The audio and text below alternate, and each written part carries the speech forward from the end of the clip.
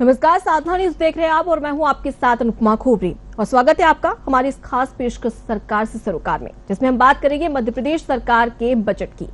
मध्य प्रदेश में वित्त मंत्री जगदीश देवड़ा ने आज विधानसभा में बजट पेश किया। ये शिवराज सरकार के चौथे कार्यकाल का अंतिम बजट था। जनता पर कोई नया कर नहीं लगाया गया है। बजट में महिला, यूथ और किसानों पर फोकस किया गया है। खासकर महिलाओं के लिए शिवराज सरकार ने अपना खजाना खोल दिया है। महिलाओं के लिए अलग अलग योजनाओं में 1.02 लाख करोड़ रुपए का प्रावधान किया गया है। विधानसभा चुनाव से पहले ये आखिरी बजट है। इसमें स्टूडेंट्स को भी ध्यान में रखा गया है। फर्स्ट डिवीजन में 12वीं पास करने वाले छात्रों के लिए स्कूटी दी जाएगी। साथ ही बेरोजगारों को 1 लाख सरकारी नौकरी भी दी जाएगी। कुल मिलाकर देखा जाए तो चुनाव के मद्देनजर काफी लुभावना बजट इसे माना जा सकता है। आज इसी पर चर्चा के लिए हमारे साथ में तमाम मेहमान जुड़े हैं। सबसे पहले मैं स्वागत करूंगी अर्थशास्त्री आदित्य मनिया जैन का। सर, आपका बहुत स्वागत है साधना न्यूज में। और इसके साथ हमारे साथ में मध्य प्रदेश के न्यूज हेड पंकज दीक्षित जी जुड़े हैं। सर, आपका भी बहुत स्वागत है। और साथ ही सीनियर रिपोर्टर अमीन बेग हमारे साथ में जुड़े हुए हैं। सबसे पहले पंकज जी, मैं आपका रुख करना चाहूंगी। मध्य प्रदेश का बजट पेश हो चुका है। लंबा इंतजार था, इंतजार खत्म हो चुका है। ओवरऑल आपको ये बजट कैसा लगता है? देखिए, बहुत अपील करता हुआ बजट है जी। और जैसे मैंने पहले भी कहा है कि ये क्योंकि जब सरकार का पहला बजट होता है तो उसके 5 साल होते हैं।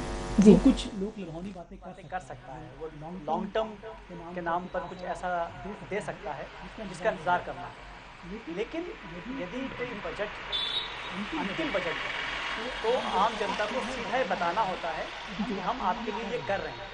तो लाडली बहन योजना जो है वो महत्वपूर्ण हुआ है। 12वीं क्लास की जो छात्राएं हैं उनको स्कूटी देना हो या किसानों का कर्ज माफ हो, ये सब चीज़ें ऐसी हैं जो सीधे बता रही हैं कि आम जनता और 1,000 रुपये हर बहन के खाते में जाना, तो ये सब कुछ दिख रहा है कि ऐसा होने वाला है। इसमें कुछ ऐसा नहीं है कि कुछ छुपा हुआ है। तो मुझे लगता है कि सरकार ने बहुत सोच समझ के इस बजट को किया है। ठीक है, उसके पीछे उसकी मंशा ये भी है कि चुनाव जीतनी है, आम जनता को सीधे कुछ पता लगना चाहिए कि सरकार कुछ कर रही है। मुझे लगता है कि ओवरऑल ये एक अच्छा बजट है। कुछ चीज़ें ऐसी हैं जिस पर बात की जानी चाहिए, उस पर हम बातचीत करेंगे। लेकिन इस वक्त जो आपका प्रश्न है कि कैसा है, तो मुझे लगता है ओवरऑल जो है ये एक आम जनता को अपील करने वाला। जी आदित्य जी, मैं आपका रुख करूंगी। जैसा कि आपसे बात हुई थी 2-3 दिन पहले, तो आपने कहा था हर सेक्टर के ऊपर फोकस करने की बात कही थी, चाहे महिला शिक्षा से लेकर अगर हम रोजगार तक की बात करें, सभी पर आपने अपनी राय रखी थी। इस बार क्या लगता है आपको कि वैसा ही बजट में नजर आ रहा है? हाँ, मैंने जो बात कही थी आपसे, जी, तो बहुत कुछ सरकार ने शामिल किया है। जी, मुझे लगता है कि जो चुनावी चाशनी थी वो उतनी मीठी नहीं है जितनी कि हम उम्मीद कर रहे हैं। जी, लेकिन फिर भी कहीं ना कहीं सरकार का ध्यान चुनावों पर भी है। लेकिन मैंने देखा कि कई जो माननीय देवड़ा जी ने कई बातें कही हैं, वो बेसिक विकास की बातें कही हैं। जहाँ ज़रूरत थी वहाँ उन्होंने दिया, जहाँ ज़रूरत नहीं थी वहाँ उन्होंने नहीं दिया। सबसे बड़ी बात तो ये कि कोई टैक्स नहीं लगाया। जी, ये एक राहत की बात है। दूसरी बात है, रोजगार पे उनका ध्यान बहुत है।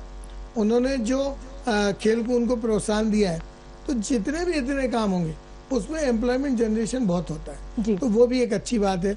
लेकिन मुझे एक चीज़ समझ में नहीं आई कि जब जनता से टैक्स नहीं ले रहे हैं तो जो फ्री वाला मामला है, तो ये बताने में उनको चूक गए कि पैसा आएगा कहाँ से। जी, बिल्कुल। दरअसल केंद्र सरकार की भी योजना है, यूपी में भी है, महाराष्ट्र, सब जगह ये फ्री वाला जो सिस्टम है इसे समझ में नहीं आ पाता है। हालांकि कोई पक्ष हो या विपक्ष हो, जो भी सरकार में रहेगा वो ये देगा, लेकिन इसका इनॉल बोझ किस पे पड़ेगा? इनॉल बोझ तो जनता पे पड़ेगा। जी, तो सवाल यही खड़ा होता है। और जैसे कि बात हुई थी तो 11,000 करोड़ का भी 1 महीने के अंदर फिर से कर्ज लिया गया है। उसके बाद में 3 लाख करोड़ का बजट पेश किया गया है। तो आपको क्या लगता है कि सरकार इसे किस प्रकार से हैंडल कर पाएगी? क्योंकि घोषणाएं तो तमाम कर दी है, करोड़ों की घोषणाएं की गई है, लेकिन उसका जो रेवेन्यू मॉडल है, आप जिसका जिक्र आपने किया था, उस पर कैसे फोकस करेगी सरकार? देखिए, सरकार अभी जो डबल इंजन की सरकार कह रही है रेवेन्यू मॉडल पे, तो ये टोटली डिपेंड जो है वो केंद्र सरकार पे ही है। जी, अब सरकार के पास ये आएगा कि इन्होंने जो अभी करंट में लोन लिया है, इन्होंने जो लोन ले लेके जो कार्य किए वो निश्चित तौर पर ऐसा कोई खाया पिया नहीं है, काम तो किए। लेकिन रेवेन्यू मॉडल आज भी माननीय वित्त मंत्री जी बताने से बच गए। जी, रेवेन्यू मॉडल किसी भी राज्य का, किसी भी केंद्र सर मान किसी भी देश का रेवेन्यू मॉडल वो मॉडल होता है जिस पर देश के अगले एक्सपेंडिचर खड़े होते हैं, देश की इकोनॉमी खड़ी होती है। तो वैसे ही मध्य प्रदेश राज्य में माननीय वित्त मंत्री जी को बताना चाहिए था कि हमारा रेवेन्यू मॉडल कहाँ है। ठीक है, लगातार जीएसटी का कलेक्शन बढ़ रहा है, आपके पास भी जीएसटी का कलेक्शन आ रहा है, लेकिन वो अकेली जो चीज़ें हैं वो नहीं हो पाई। दूसरी बात, हमने उस दिन आपसे कहा था कि होम मैंने जो पुलिस विभाग में ज़रूरत है जी, जो ग्रामीण क्षेत्रों में, हालांकि उन्होंने बहुत बड़ा पैसा दिया है स्वास्थ्य सुविधाओं के लिए, लेकिन जो मेरी बात थी कि ग्रामीण क्षेत्र जो एम्प्लॉय जाते हैं वो जल्दी क्यों भागाते हैं, वहाँ की स्वास्थ्य व्यवस्था लचर क्यों हो जाती है, इसलिए कि उनके पास कोई एक्स्ट्रा इनकम नहीं होती। तो उनको तो इसी को लेकर आदित्य जी लगातार विपक्ष भी सवाल उठा रहा है सत्ता पक्ष के लिए। अमीन बेग हमारे साथ में जुड़े हुए हैं, उनका रुख कर लेते हैं। अमीन जी, आम जनता का इस बजट को लेकर क्या रिएक्शन है? देखिए, बिल्कुल आम जनता का रिएक्शन 50-50 आप कह सकते हैं कि कुछ मिला और बहुत कुछ रह भी गया। हालांकि सरकार की तरफ से ये कहा गया है कि हर वर्ग के लिए बजट में जो है प्रावधान किया गया है और चुनावी बजट इसे कहा जा रहा है, चूंकि हर वर्ग को साधने की कोशिश सरकार इस बजट में करती हुई नजर आई है। खासतौर पर अगर सिलसिलेवार तरीके से मोटी मोटी 4-5 बातों को समझ लिया जाए तो जिस बात का जिक्र हम लोग पिछले 3-4 दिनों से लगातार कर रहे हैं कि लाडली बहना योजना जो है उस पर सरकार का सबसे ज्यादा फोकस रहा। जब ये बजट की शुरुआत जगदीश देवड़ा ने की तो अगले तीसरे या चौथे पन्ने पर ही लाडली बहना योजना का जिक्र था। तो आप इस बात का अंदाजा लगा सकते हैं कि सरकार के लिए कितना इम्पोर्टेंट हो जाता है ये योजना जो है, और इसके लिए लगभग 8,000 करोड़ का प्रावधान सरकार ने किया है। यानी कि प्रदेश की जो आधी आबादी है उस तक जाने की कोशिश जो है वो भारतीय जनता पार्टी और सरकार करती हुई नजर आई है। इसके अलावा बात कर लें हम तो जो स्कूटी देने की जो बात कही है ये भी अपने आप में कांग्रेस का ये कहना है कि ये चुनावी घोषणा है, यानी कि आप जो है चुनावी साल में है और आपको अगले कुछ महीने में चुनाव लड़ना है तो आप ये घोषणा कर रहे हैं। तो स्कूटी देने की बात हो, लाडली बहना योजना के जरिए 1,000 रुपए खाते में पहुंचाने की बात हो, या फिर किसान के जरिए, देखिए किसानों का जो कर्जा है उसको उस पर जो लोन पर जो ब्याज लगता है उसको सरकार ने माफ करने का यहाँ पर बात कही है। जो सहकारी बैंकों से जो कर्जा लिया गया था उसका पैसा जो है सरकार ने माफ करने की यहाँ पर बात कही है। इसके अलावा अगर बात कर लें तो यहाँ पर युवाओं को भी जो है एक तरीके से खुश करने की कोशिश सरकार करती हुई नजर आई है। रोजगार के मुद्दे पर लगातार बैकफुट पर सरकार रही है कि रोजगार नहीं दे पा रही है और लगातार कांग्रेस घेर रही थी। अब जो है 1 लाख से ज्यादा रोजगार नौकरियां देने की बात जो है वो सरकार की तरफ से की गई है। और अनुपमा, इस बात का भी हम अंदाजा लगा सकते हैं कि ये कैसे चुनावी बजट है, क्योंकि देखिए आप मध्य प्रदेश में जो तीर्थ दर्शन योजना चल रही थी अभी तक वो तीर्थ दर्शन योजना जो है वो ट्रेनों के जरिए आप तीर्थ दर्शन कराते थे बुजुर्गों को, लेकिन अब हवाई यात्रा कराने का भी सरकार ने जो है तय किया है। उसका भी एक अलग से बजट रखा गया है। अनुसूचित जाति हो, जनजाति हो, घुमक्कड़ हो, अर्ध घुमक्कड़ हो, यानी कि हर वर्ग को साधने की यहाँ पर कोशिश की है। लेकिन जैसा कि आदित्य मनिया जी बता रहे थे कि रेवेन्यू कैसे जनरेट होगा और रेवेन्यू के स्रोत क्या क्या और हो सकते हैं, इस पर सरकार ने जो है बात नहीं की है। ये अपने आप में एक बड़ी चुनौती है। जी, सरकार ने किया है, लेकिन कितना कारगर साबित होता है ये तो चुनाव का समय ही बताएगा। पंकज जी, मैं आपका रुख करूंगी। आपके जहन में भी कई सारे सवाल होंगे बजट को लेकर, इकोनॉमी को लेकर, तो आदित्य सर से आप भी पूछ सकते हैं। मैं आदित्य सर से ये बात कहना चाहूँगा। आदित्य सर, जो मुझे लगता है कि सरकार जो है वो जब कोई बजट बनाने बैठती है और खासतौर पर अंतिम बजट होता है तो उसके दिमाग में कुछ चीज़ें स्पष्ट तौर पर होती हैं, जैसे चुनाव। तो आपको लगता है कि चुनाव को लेकर रणनीति बनाई गई होगी और इस लिहाज से तैयार किया गया होगा, तो कौन सी बातें ऐसी होंगी जो प्रमुख रूप से रखी गई होंगी सामने कि इन पर तो फोकस करना ही है, जैसे महिलाएं हैं, युवा हैं। इस वक्त मैं पंकज जी आपको रुकना चाहूंगी, सीधे चलते हैं अमीन जी के पास में। अमीन जी, इस वक्त किस प्रकार का रिएक्शन जनता का आपने तो बता दिया साफ तौर पर, लेकिन मध्य प्रदेश की इकोनॉमी को मजबूत बनाने के लिए क्या सरकार ने कोई घोषणाएं की है इस बजट में? देखिए, वही बात का जिक्र आदित्य मनिया जैन जी ने भी कहा और मैंने भी उसी बात का जिक्र कर रहा था कि जो रेवेन्यू जनरेट जो होता है उस पर सरकार जो है वो बताने में नाकामयाब रही है कि आखिर कैसे हम अपने रेवेन्यू को बढ़ा सकते हैं। जो हमारे पास 2-3-4 स्रोतों को अगर छोड़ दिया जाए तो फोन पे आवाज लेंगे आपकी।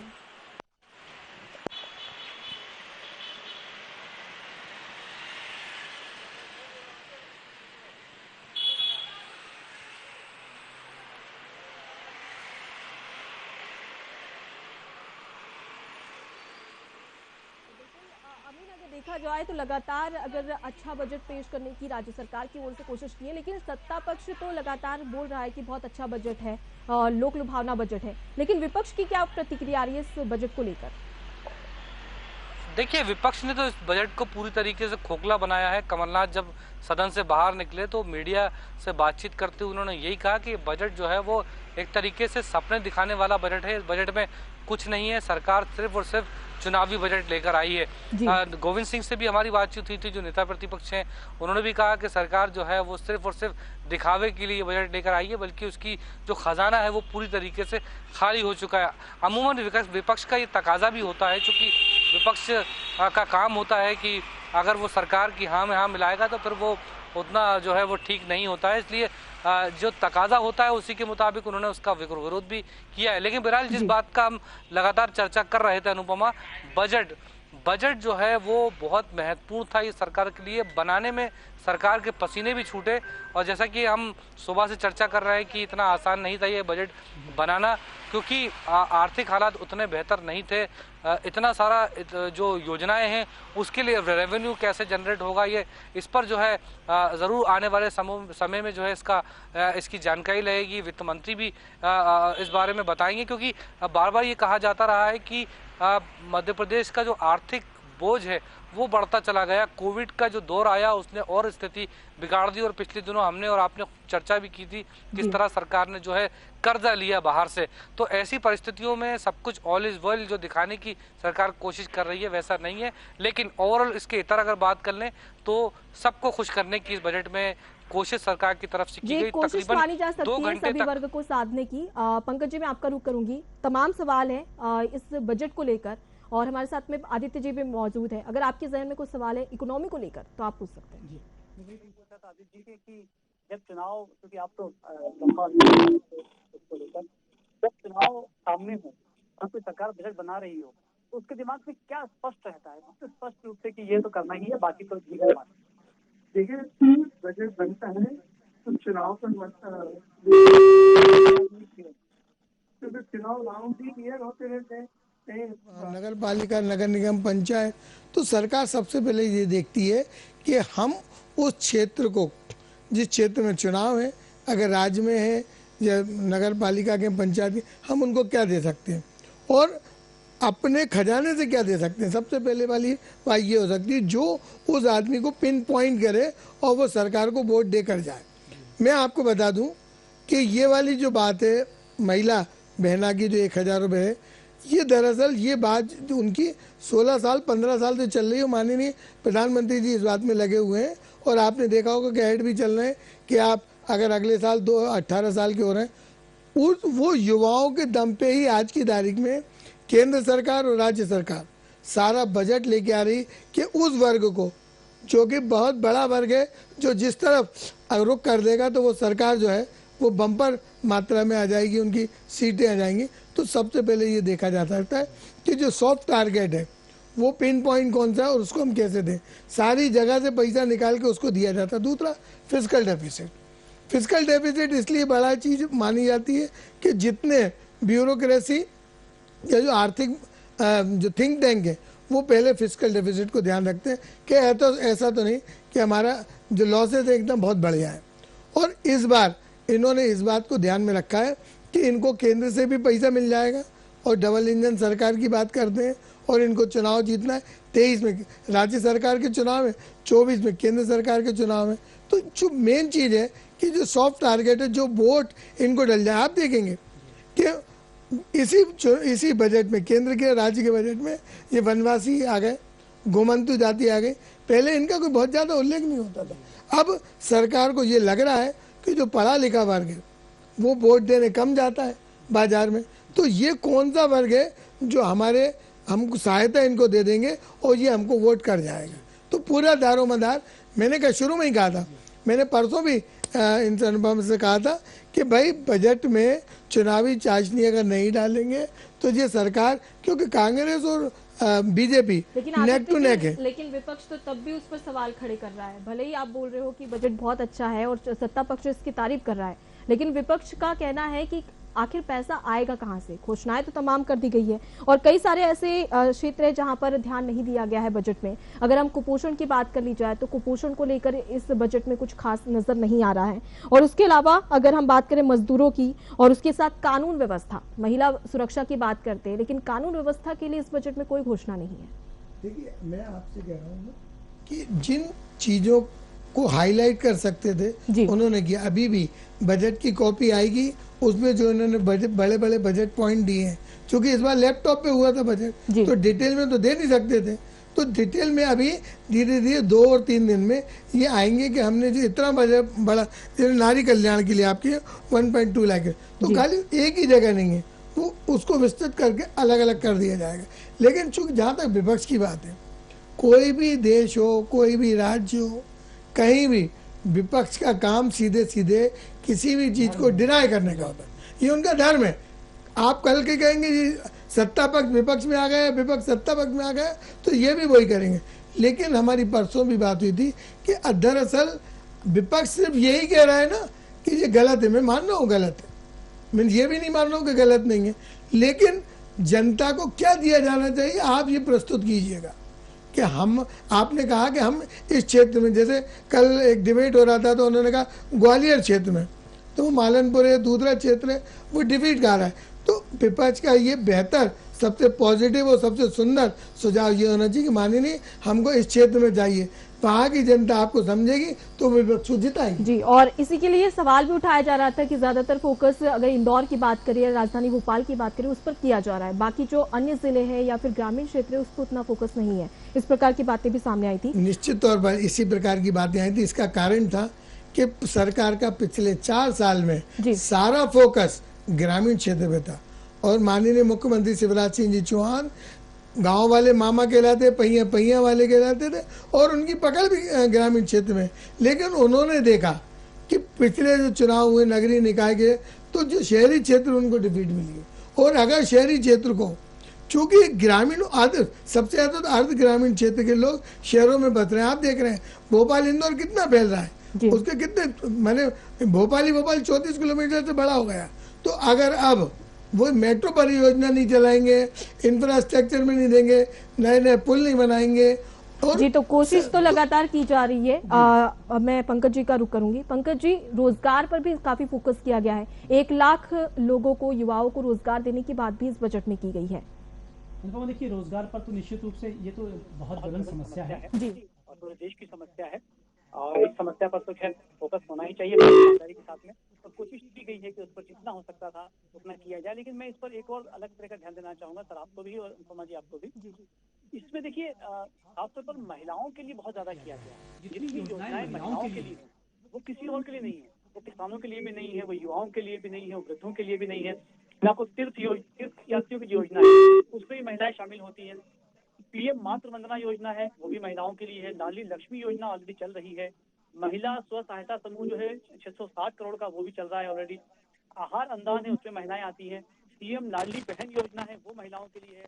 पात्र महिलाओं को 1000 रुपए मिलना, वो भी महिलाओं के लिए है। नारी कल्याण के लिए 1.2 लाख करोड़ जो है वो महिलाओं के लिए। तो कहने का आशय ये है कि एक महिला जो होती है वो किसी घर में उसकी अहम भूमिका होती है। उसका आग्रह भी होता है, दुराग्रह भी होता है, निवेदन भी होता है और उसको पूरा परिवार स्वीकार भी करता है। मुझे लगता है बहुत इंटेलिजेंसी के साथ में इस को प्लान किया गया है कि कम से कम हर घर में महिला को किसी न किसी रूप में जो है वो फायदा पहुंचाया जाए, ताकि यदि कोई निर्णय हो तो वो महिला उसका दबाव रहे और पूरा परिवार जो। तो कुल मिलाकर आधी प्रदेश की आधी जनता को साधने की कोशिश यहाँ पर की जा रही है। पंकज जी, बिल्कुल बिल्कुल सही कहा। आधी जनता को, आधी जो प्रदेश की जनता है लगभग 8 करोड़ हो गई है हमारी लगभग, उसमें से 3.5 करोड़ जो है महिलाएं हैं जी। तो उनको साधने की कोशिश की जा रही है और बहुत इंटेलिजेंसी के साथ में इसका निर्णय लिया गया है। और अब समय बताएगा कि इसका कितना फायदा मिलता है, लेकिन तैयारी पूरी है कि महिलाओं को जो है वो राहत दी जाए और उन्हें कहीं ना कहीं अपने पक्ष में करने की कोशिश की। जी, तो कोशिश तो पूरी की जा रही है, लेकिन देखने वाली बात होगी कि इस बजट के बाद में अब जनता की आगे और क्या प्रतिक्रिया आती है, क्योंकि अभी काफी विश्लेषण भी इसमें किया जाएगा। बहुत शुक्रिया आप तीनों मेहमानों का हमसे बातचीत करने के लिए और इस बजट पर तमाम जानकारी हमारे साथ में साझा करने के लिए। तो मध्य प्रदेश का बजट पेश हो चुका है और लंबा इंतजार खत्म हो चुका है। अब सत्ता पक्ष का कहना है कि ये बजट काफी अच्छा है, लोक लुभावना बजट इसे माना जा रहा है, लेकिन विपक्ष कह रहा है कि ये सिर्फ आंकड़ों का माया जाल है, बाकी कुछ नहीं है। तो विपक्ष की ओर से लगातार सवाल भी उठाए जा रहे हैं, लेकिन जनता को इस बजट से कितना लाभ होता है, ये बड़ा सवाल है। फिलहाल के लिए सरकार से सरोकार में इतना ही। देखते रहिए साधना न्यूज। नमस्कार।